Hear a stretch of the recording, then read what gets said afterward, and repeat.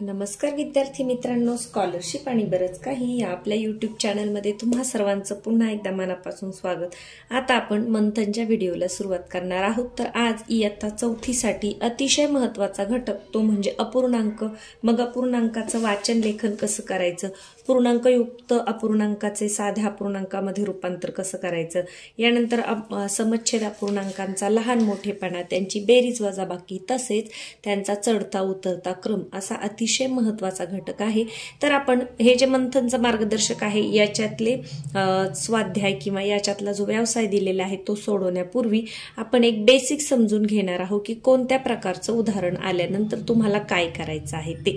चला तर मग व्हिडिओला सुरुवात करण्यापूर्वी चॅनलवर नवीन असाल तर चॅनलला सबस्क्राइब करून घ्या आणि व्हिडिओ आवडल्यानंतर व्हिडिओला लाईक करायला, तुमच्या मित्रमैत्रिणींबरोबर शेअर करायला कुणीही विसरू नका।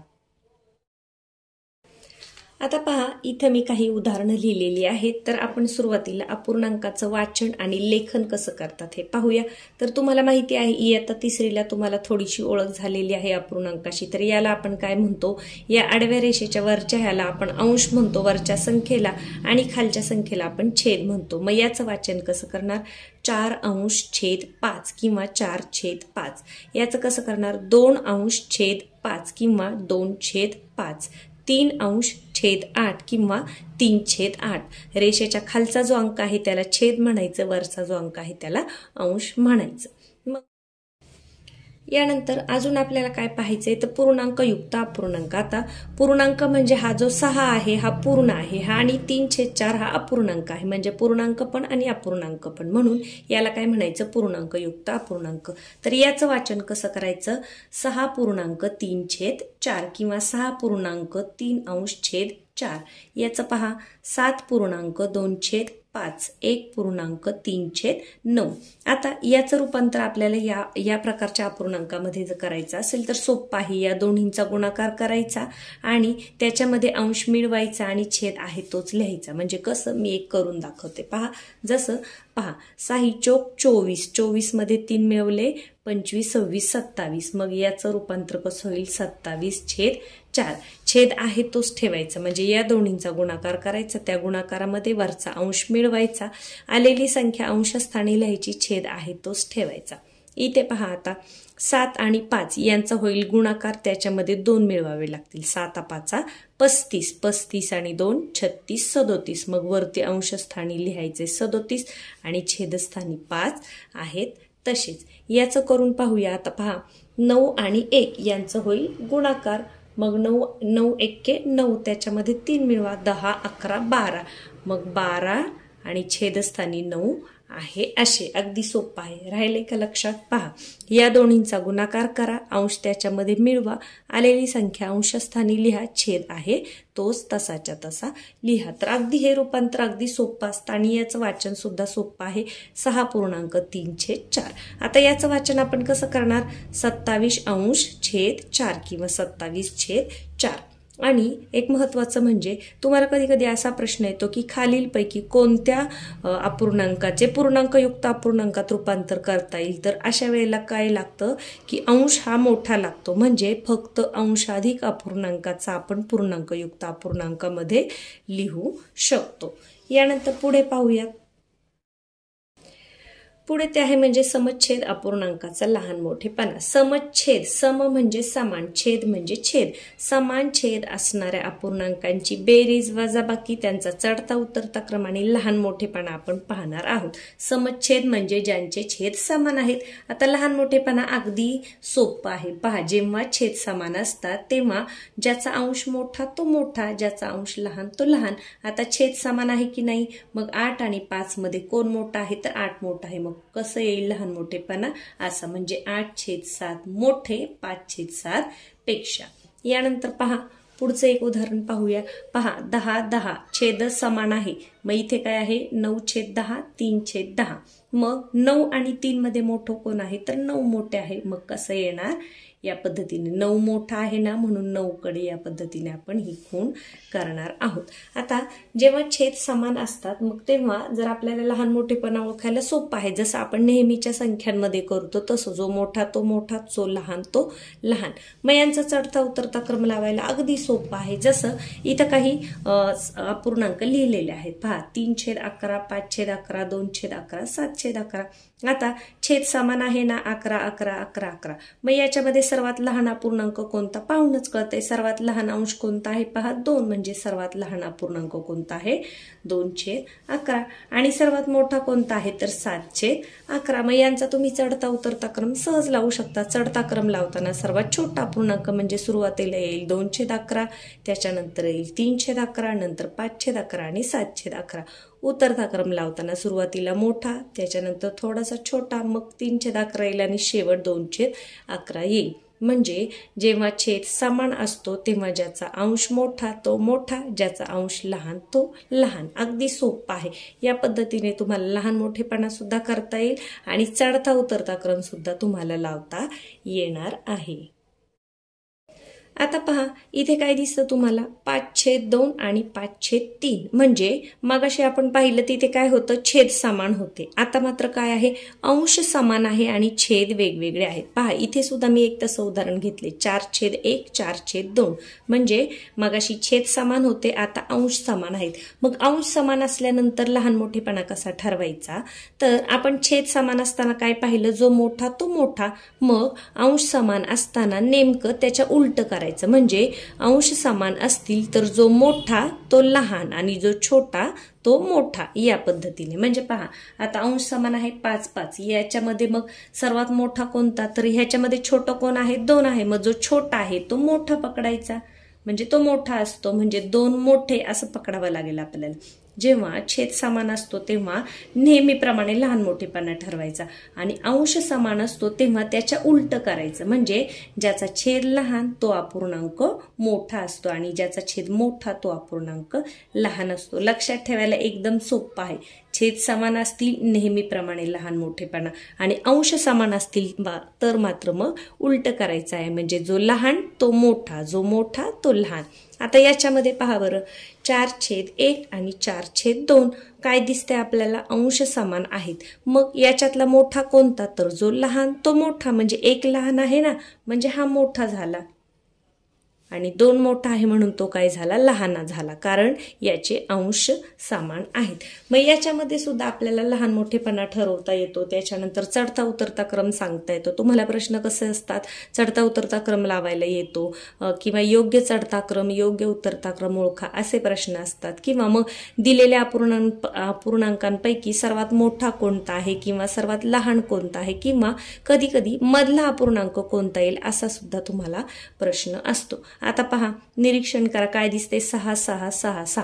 काय कळलं आपल्याला की याचे अंश समान आहेत. मग जेव्हा अंश समान असतात तेव्हा जो लहान तो मोठा, मग सगळ्यात मोठा अपूर्णांक कोणता येईल 6/1. सर्वात लहान कोणता येईल तर 6/5. म्हणजे जो लहान तो मोठा आणि जो मोठा तो लहान.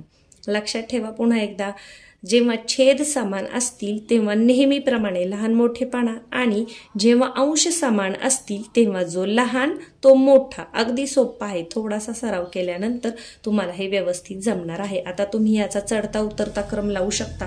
आता समजा मला याचा चढता क्रम लावायचा. चढता क्रम तर सर्वात लहान अपूर्णांक आपल्याला बघावा लागेल. मग कोणता आहे अंश समान आहे मग सर्वात लहान आहे 6/5. त्याच्यानंतर कोणता येईल 6/3. त्याच्यानंतर कोणता येईल 6/2 आणि त्याच्यानंतर सगळ्यात शेवटी येईल 6/1. हा आहे सर्वात मोठा कारण अंश समान असताना जो लहान ज्याचा छेद लहान तो मोठा. अगदी सोपा आहे. पहा याच्यामध्ये तुम्हाला मधला सुद्धा ओळखता येईल. आता इथे 4 दिलेत म्हणून कधी कधी 5 देतात अपूर्णांक आणि मग मधला अपूर्णांक कोणता येईल असा तुम्हाला प्रश्न असतो. आता पुढे अगदी सोपं समच्छेद अपूर्णांकाची बेरीज आणि वजाबाकी. पहा समच्छेद समान छेद असणारे. आता पहा 5 5 छेद समान आहे, मग जेव्हा समान छेद असतात तेव्हा छेद आहे तोच ठेवायचा आणि फक्त अंशांची बेरीज करायची. 3 आणि 2 किती 5, मग 5/5. मग याला आपण अजून छोटं करू शकतो. म्हणजे ते कसं 5 1 5, म्हणजे याचं उत्तर 1 सुद्धा येऊ शकतं किंवा 5/5 असं सुद्धा. तुम्हाला पर्यायामध्ये काय दिले हे पाहायचं आहे. पुढे पाहूया अजून. 4/7 अधिक 5/7. छेद समान आहे ना, मग फक्त अंशांची बेरीज करा. 4 आणि 5 किती 9 आणि 7 छेद जो आहे तोच ठेवायचा आहे. अजून एक उदाहरण पाहूया. पहा 3/5 अधिक 2/5. हे उदाहरण डबल झालं माझ्याकडून. 5/5 म्हणजेच 1 असं येईल. याच्यानंतर आता इथे वजाबाकी पाहूया. पहा 6/7 वजा 3/7. वजाबाकी करताना सुद्धा काय करायचं, फक्त अंशांची वजाबाकी करायची. छेद आहे तोच ठेवायचा. छेद आहे तोच ठेवला मी. 6तून 3 गेले, किती उरले 3च उरलेले आहेत. तर समछेद म्हणजे जेव्हा छेद समान असतात तेव्हा फक्त अंशांची बेरीज करा किंवा फक्त अंशांची वजाबाकी करा. यानंतर आता अजून एक उदाहरण आपण घेतले ते म्हणजे पूर्णांकयुक्त अपूर्णांकाचं. मग सुरुवातीला याचं आपल्याला काय करावं लागेल की साध्या अपूर्णांकामध्ये आपल्याला रूपांतर करावं लागेल. मग आपण मगाशी काय पाहिलं, या दोन्हींचा गुणाकार करायचा, अंश त्याच्यामध्ये मिळवायचा आणि छेद आहे तोच लिहायचा. पहा 7×5 35. 35 आणि 4 किती झाले 39. मग 39/7 वजा इथे पहा 7×2 14. 14 आणि 14 मध्ये 3 मिळवले 15 16 17. 17/7. पहा छेद समान आला की नाही. आता 39 मधून 17 वजा करा. 9तून 7 गेले उरले 2 आणि 3तून 2 1 गेला उरला 2, म्हणजे 22/7. या पद्धतीने पहिल्यांदा पूर्णांकयुक्त अपूर्णांकाचा मी साधा अपूर्णांक केला. कसा केला, या दोन्हींचा गुणाकार केला, अंश त्याच्यामध्ये मिळवला, छेद आहे तोच लिहिला. 7×5 35. 35 अधिक 4 39. मग 39/7 वजा चिन्ह आहे असं दिलं. 7×2 14. 14 आणि 3 17. 17 वरती लिहिले, छेद आहे तोच लिहिला. आता छेद समान आहे. छेद समान असताना आपण काय शिकलो, फक्त अंशांची वजाबाकी करायची.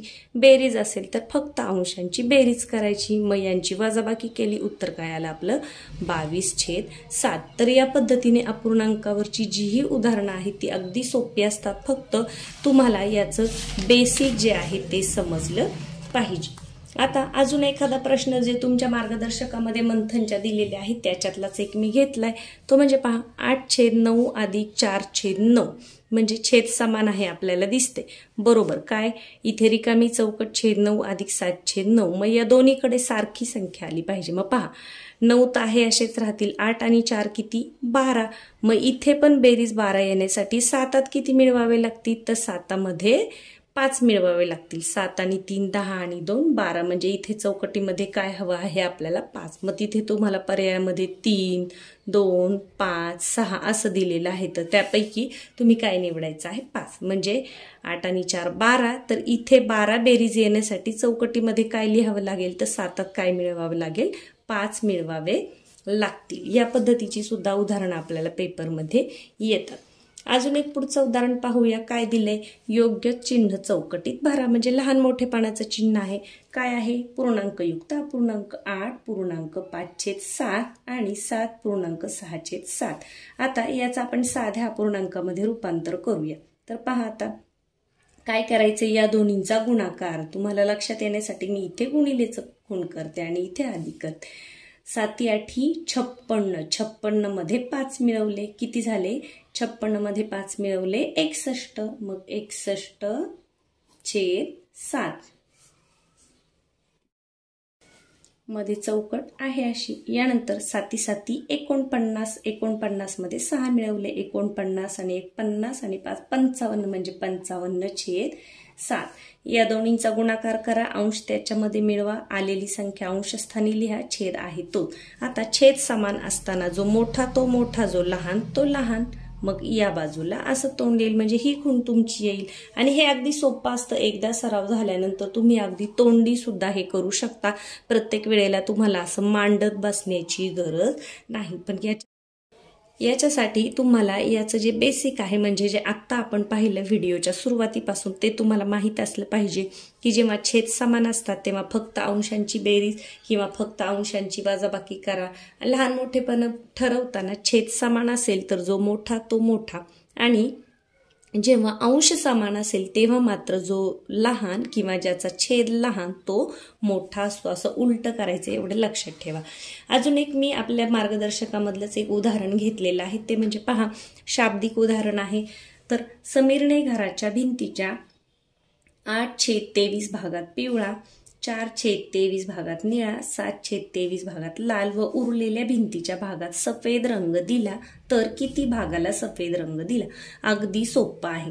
आता पहा, घराच्या भिंतीच्या 8/23 म्हणजे 23 पैकी 8 भाग पिवळा दिलेला आहे, 23 पैकी 4 भाग निळा दिलेला आहे, 23 पैकी 7 भाग लाल दिलेला आहे, उरलेला पांढरा। मग आपण कसं करणार? पांढरा किती दिला तर 23 पैकी किती भागाला रंग देऊन झालाय यांची बेरीज करा अंशाची, कारण छेद तर समान आहे 23 23 23।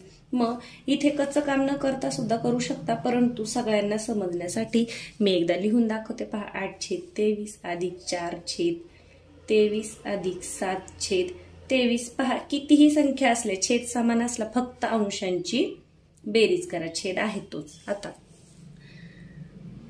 7 आणि 7 14 आणि 1 15, 15 आणि 4 19, 19/23। मग आता 23 पैकी 19 भागाला रंग देऊन झालाय आणि उरलेला भाग पांढरा रंगवलाय। मग 23 पैकी 19 दिलाय, मग उरला किती? 19 नंतर 20 21 22 23 म्हणजे 4/23 इतका भाग उरलेला आहे। तर 4/23 भागाला कोणता रंग दिलेला आहे तर सफेद किंवा पांढरा रंग दिलेला आहे। उदाहरण वाचल्यानंतर काही मुलांना कदाचित थोडंसं मोठं वाटू शकतो, पण अगदी सोपं आहे। पहा, 23 पैकी 8 भागाला पिवळा दिलाय, 23 पैकी 4 भागाला निळा दिलाय, 23 पैकी 7 भागाला लाल दिलाय, उरलेल्या भागाला पांढरा। मग आपण काय केलं? किती भाग रंग देऊन झाला हे काढलं, बेरीज केली फक्त। 7 आणि 7 14 आणि 1 15 आणि 15 आणि 4 9 म्हणजे 23 पैकी 19 भागाला काय झालेलं आहे? 19 भागाला हे रंग देऊन झालाय। मग उरले किती? 23 मधून 19 गेल्यावर तर 4 भाग उरले। मग त्याला कोणता रंग दिलेला आहे? सफेद रंग दिलेला आहे। तर कोणत्याही प्रकारचं अपूर्णांकावरचं उदाहरण आलं तरी अगदी सोप्या पद्धतीने तुम्हाला ते सोडवता येईल। छेद समान असताना फक्त अंशांची बेरीज करायची, छेद आहे तोच ठेवायचा। वजाबाकीचं सुद्धा तसंच आहे।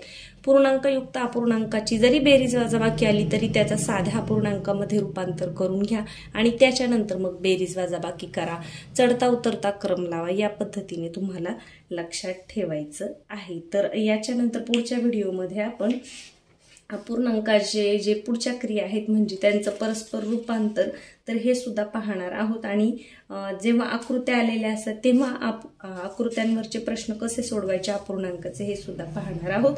तर आज जे आपण पाहिलेलं आहे त्याच्यावर तुम्ही आपल्या मंथन मधला व्यवसाय क्रमांक 19 आहे, त्याच्यानंतर व्यवसाय क्रमांक 20 आहे, म्हणजे इथे माझ्याकडे पुस्तक आहे पहा, व्यवसाय 19 व 20 हा तुम्हाला हे जे याच्या अगोदर जी मी उदाहरणं समजावून दिली त्याच्यातून हे तुम्हाला सोडवता येणार आहे। तर हे तुम्ही स्वतः सोडवा म्हणजे तुमचा जास्तीत जास्त सराव होईल। चला तर मग पुन्हा पुढच्या व्हिडिओमध्ये आपण याचा पुढचा भाग पाहणार आहोत।